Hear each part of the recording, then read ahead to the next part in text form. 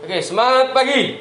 Assalamualaikum warahmatullahi wabarakatuh. Waalaikumsalam warahmatullahi wabarakatuh. Pak, terima kasih atas kehadirannya rekan-rekan dalam acara sesi talk hari ini. Perkenalkan, nama saya Imam Rohim dari Departemen OTD. Nah, saya di sini sedikit menyampaikan materi atau sharing terkait coronavirus disease. Nah, coronavirus disease ini sering kita dengar namanya corona atau COVID. Nah, pertama kali virus ini muncul di negara Cina, Pak.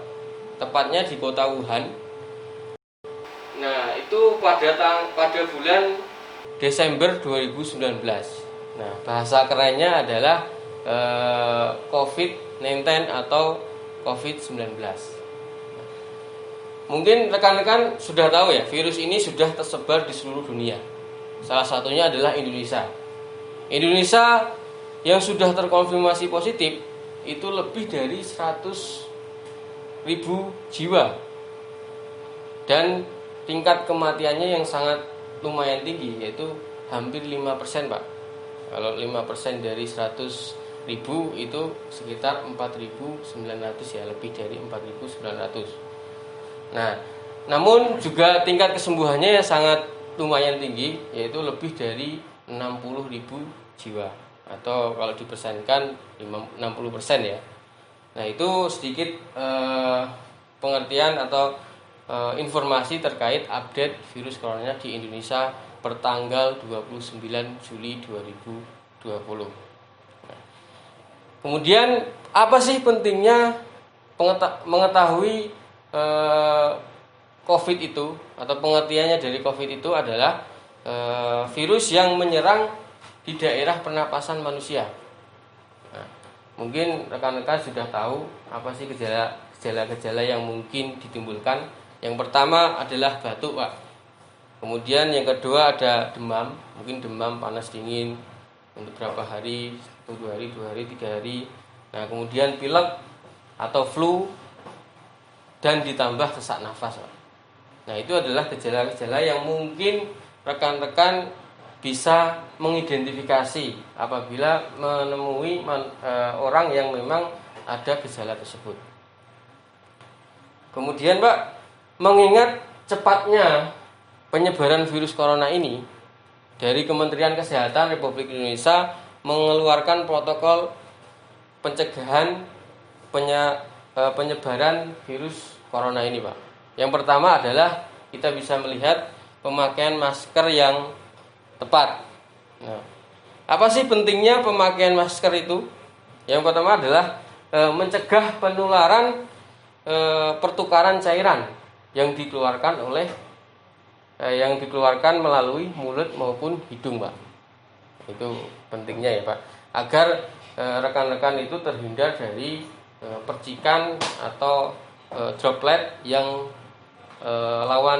lawan berbicara kita di depan. Nah, gimana sih penggunaannya masker yang benar? Yaitu menutupi hidung sampai dagu, Pak.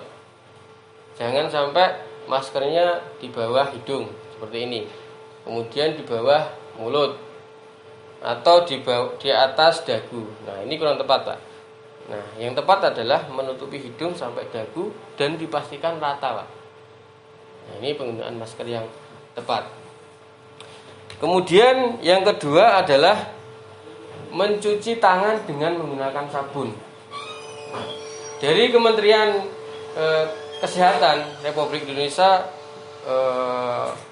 mengeluarkan informasi terkait pentingnya mencuci tangan dengan menggunakan sabun, yaitu 80% dapat menghilangkan bakteri virus yang ada di tangan kita.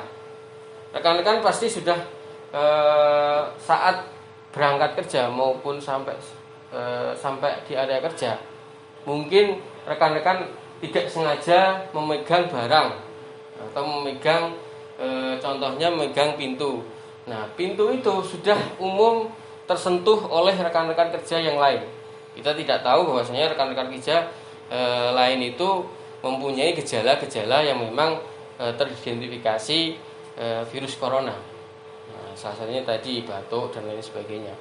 Nah, maka dari itu setiap kita berangkat kerja sampai di area kerja kita diwajibkan agar tidak tertular itu harus mencuci tangan dengan menggunakan sabun.